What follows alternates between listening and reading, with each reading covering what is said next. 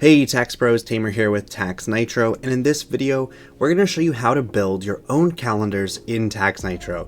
Yes, Tax Nitro does come with a pre-built calendar, but you can build your own calendars if you want to branch out and create different kind of businesses or different kind of offers that might require a different calendar. Now, if you've already built your calendar and you're looking on how to automate your calendar or how to automate a whole bunch of calendars, go and check out this video on the card above if you're watching on YouTube. If you're not watching on YouTube, go to our channel, look up Tax Nitro, and go find that video on how to automate your calendars. So the first thing we want to do, guys, is actually go to calendars, and then up here at the top, click on calendar settings. This is going to take you into your calendar editor where you can create groups or calendars. Now, what are calendars and what are groups? Groups are basically just like containers for your calendars. So you can have calendars that aren't associated with any group, or you can have calendars that are on, for example, my second tax office or my first tax office. Maybe you have, two separate locations and you want to keep those locations separate because they're in different states. You could definitely do that with groups. So the first thing I would do is create your group, and I just want to show you real quick what a group looks like when it has a whole bunch of calendars on it. So for example, Tamer's Tax Office 1 has 6 different types of calendars on it. Let's go take a peek at them. All right, so whether you're building like a website or a funnel, or even embedding your calendar group onto like a WordPress site, this is what your group will look like. You're gonna have individual calendars that all kind of like should be related to the same thing, right? Like my tax office, because it does say what this thing is up here. So all of these things should be kind of related to that. So maybe I want to click on one of my calendars here and I want to do virtual tax prep, right? I don't want to come in office or do a webinar or see Sally. I want to do virtual. So I'll click on virtual. Nothing against Sally. I don't know why I said it like that. But I click on virtual tax prep and then bam, now I'm inside of the virtual tax prep calendar with that calendar's specific availability. Now, let's get into actually creating a calendar and editing all these details that pop up on a finished calendar. All right, so we're back in our calendar settings. Now, to create a new calendar, we're gonna click Create Calendar in the top right, and then go to Round Robin Booking. This is going to allow you to add a user to your calendar to be responsible for that appointment. So you could add multiple users, and then you can come in here and I'll add myself, and I will add Sally for the way I spoke to her earlier. And now what I can do is I can set the priority. So maybe Sally's a newer tax preparer or just newer at the job. So I'm gonna set her to low priority, and I'm gonna set myself to medium priority. And then I'm gonna add Bruce here. I'm gonna add Bruce to high priority. So what this means is that, let's say that all 3 of these preparers had the exact same availability. They all work 9 a.m. to 5 p.m. And a customer comes to the calendar and they click on 10 a.m. If all 3 preparers are free at 10 a.m., it's going to give this appointment to Bruce because Bruce is high priority. Now, if Bruce had already been scheduled, it'll trickle down to Tamer, and if Bruce and Tamer have already been scheduled, then it'll go to Sally. So this is a great way that you can accept 3 appointments at the same time slot, but you have to make sure that all of your preparers are actually in the office or available for appointments. This could be virtual, in office, whatever, right? Now, the other thing we can do is add a meeting location. So if you want to add the physical address of your office that this person works at, you could add that there. Or you could add a Zoom meeting, or you could even put in like a phone number, and we'll talk about that in our video about automating our calendars later. So if you have like a Zoom meeting that you want to use or a physical location, you can put that in here. Now, I will say that one calendar with people on it should have one type of meeting location. So this could be like your in-office Houston, Texas tax preparation, or whatever you want to call the calendar, right? Then for the calendar description, this is just going to be what the person sees on the calendar. So you could type up a little description, something like, book a call or book an in-office appointment with one of our tax experts. Now, it is important to note that the client will not see who they're booking with. The actual preparer will see who they're booked with, so they'll see, John John Doe booked a tax prep appointment for the Houston location and it's booked with Tamer, but the client won't be able to see who they're booking with. If you wanted to do that, you would just name your calendar the tax preparer's name and just put one user on it instead of putting the whole office on one calendar. I do think that gets a little bit more complicated because you then have to go automate all those calendars instead of just automating one big calendar with all your preparers on it, right? Now, getting back into it, let's edit our calendar URL. This is something where your group is going to have our URL and your calendar is going to have a URL. So you could just put in like Houston Tax Prep or whatever the office's name is, Tax Prep. It'll give you a little check mark if that name is available. And the next thing is, what do you want this to look like on your actual calendar? So you're going to, contact name, that'll be like John Doe and then Tax Prep in office Houston or something like that. You could just, if you don't do virtual or you don't do whatever, you just type what this appointment actually is so you can recognize it easily. Then choose your color. I'm going to go with yellow for this one. And then save and continue. Now we get into the juicy stuff. This is where we can actually set up our appointment slot settings or like our appointment availability. So here's where we can go in, and I'm going to start from the top here, slot duration. And typically a tax prep is 20-30 minutes max, so I'll put 30 minutes. Slot interval, this is going to be how often this is available. So for a quick example here, if I have a slot duration of 30 minutes and a slot interval of 30 minutes, that means it's going to be 9 a.m., 9:30, 10 a.m., 10:30. If I change that to a slot duration of 20 and a interval of 20, that means it's going to be 9 o'clock, 9:20, 9:40, 10 o'clock, right? So you can kind of set it up however you like. I like to keep it simple. People like 30s and 15s, so we usually recommend to stick to that. Now, buffer duration between appointment. This is like if I want to give my person a little break in between their appointments. Now keep in mind, the way we have it set now, any additional time I add to this basically increases the time of that time slot. So if I put in 15 minutes here, this is effectively a 45-minute appointment because I have 30 minutes for the duration and then a 15-minute buffer in between appointments. And then my slot interval is, it's only available at 9 a.m. and 9:30, but because there's a 15-minute buffer, if someone books at 9 a.m., it's gonna cancel that out and push it the next one to 10 a.m. because you have that 15-minute buffer. So keep that in mind. You'll have a whole hour here on this setting. So I usually keep this blank, and I try and factor in like, okay, if I can get a tax prep done in 20 minutes, that means I have a 10-minute session afterwards just to get up and use the bathroom, or maybe someone walks in, right? So you have that extra 10 minutes to kind of play around with there. Appointments per slot per user.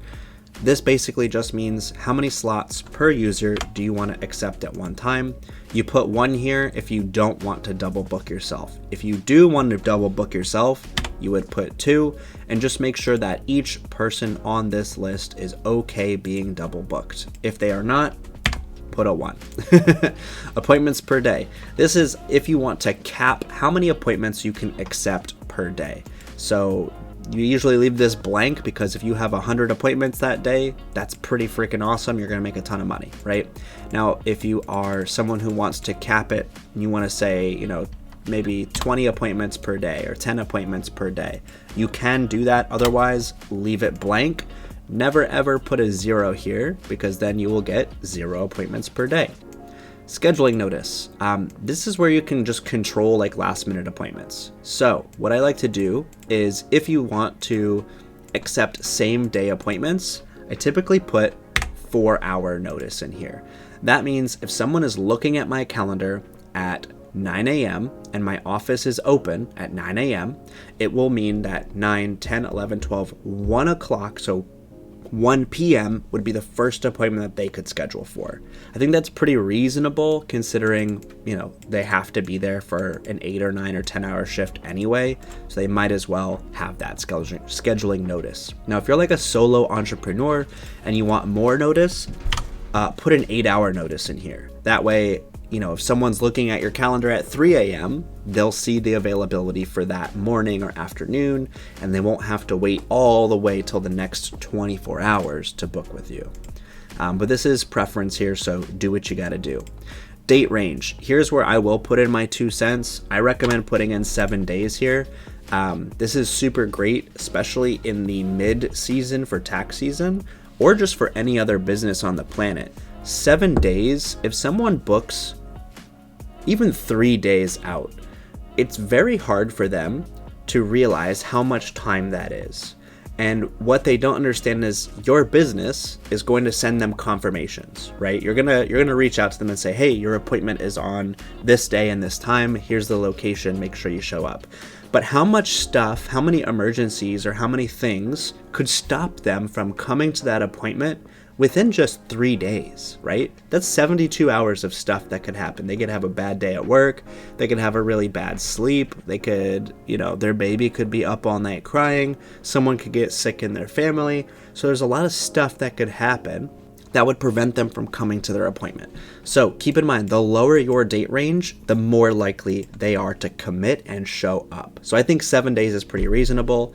I also think 14 days is decent, but think about it from that perspective. If someone books 13 days in the future, what's the likelihood they'll actually remember that appointment? Unless they're really good at keeping their own appointments, which most people are not, right? So do your business a favor. Use 7. Use your discretion though. If you're a business that does a lot of future appointments, you can increase to 30 days or even weeks or months to increase that time. That's just my 2 cents there. 7 days, pretty good time frame. Office hours. Alrighty guys, let's get into actually making our actual office hours. And I will note before we start this that we have user availability and we have office availability or calendar availability. Those 2 things are separate, and I'll show you how to get them to match. So before we even get into that, I'm just going to set my office hours to 9 a.m. to 8 a.m. to 7 p.m. Monday through Friday, and then Saturday from 10 a.m. to 4 p.m. Pretty good schedule for tax prep, and not all of my preparers are going to work this exact shift. Some preparers might work 8 to 4, other preparers might work 10 to 7. So I'm going to show you how to set that up so that any preparers on the early shift don't get later appointments, and any preparers on the late shift don't get earlier appointments than they should. So save and continue. This is your confirmation. If you want your preparers to get a notification that someone has, signed up with them, check this box here, assigned user, and if you want the contact to get a little notification, you can. However, in our next video, we're going to show you how to customize a whole confirmation appointment campaign so that they will show up at a higher percentage than just giving them one little notification, right? Now, the next thing that I would do is kind of scroll down and read all these settings. I personally like to turn this one on, assign contacts to their respective calendar team member each time an appointment is booked. This is really good because it actually, in the system, there's an assignment that will assign them to a person. And then what you can do is come down here and change your thank you request. So I kind of like to take this little piece out because they just booked. I don't want them to wait for a confirmation. So even if they don't see that or do see that message, I don't want them to wonder if they actually have an appointment or not. So just say, hey, thanks for your appointment. I'm going to get rid of all this request language. And then, hey, call us at our office number if you have any questions. Go ahead and hit complete. So real quick, let's touch on our staff availability. Our staff members were Bruce, Sally, and Tamer. So these 3 staff members might have different time schedules because our office is open, almost 11 hours of the day, and nobody wants to work an 11-hour shift, right? They'd be superstars, but we don't want to make them. So Monday through Friday is what Tamer works. So Monday through Friday, and he's going to work 8 to 4. You can hit apply all here, and it should change all your times. I'm not sure why it's doing it to me, so I'll just change them all individually real quick. Boom. And then we hit save. So what we just did was make sure that Tamer cannot accept any appointments after 4 p.m. And we're gonna do the same thing with Sally. So Sally, when we click on her, just click on user info to make sure you're on the right person. We go to Sally and we wanna make sure her time zone is right. She's in New York, that's perfect. Monday, Tuesday, Wednesday, she requested off every single Thursday because her kids are, homeschooled or whatever, I don't know. And then Friday she works and she makes it up on Saturday. So she actually works 10 to 7. And then apply all worked on that one, but Saturday she works 11 to 3. And then we hit save. The last person, Bruce here, Bruce is our champ. He actually works 9 a.m. to 7 p.m. Monday through Saturday. So he has as many hours as he could possibly pick up. Oh, actually 8 a.m., right? So 8 a.m. to 7 p.m. Apply all, just shoots it down the row, and then I can hit save. So now if I go to my calendar and I book an appointment at, let's say, 5 p.m., I know that my staff availability will not allow that person to be booked with Tamer. And I know that only, I believe, Bruce and Sally can take those appointments, right? So if we check our availability, yeah, Sally's at 7 p.m. I know Bruce is at 7. So that's how you set that up. The last piece of this is to put this in a group if you want to. So you can always just copy the scheduling link right here and send it to somebody, right? You could email, text, whatever you need to do, send that message to somebody. You could even do it in Tax Nitro in a conversation. You could pop into a contact and just send it in an email, copy paste, boom, there's the link. What that does is it allows you to blast this out. You could create a whole campaign just getting people on this calendar, which the more appointments you have, the better you'll do. And remember, in the next video, we're gonna show you exactly how to automate your calendar so that you can crush it on your show rates. Alrighty guys, that's all for this video. I'll see you guys in the next one.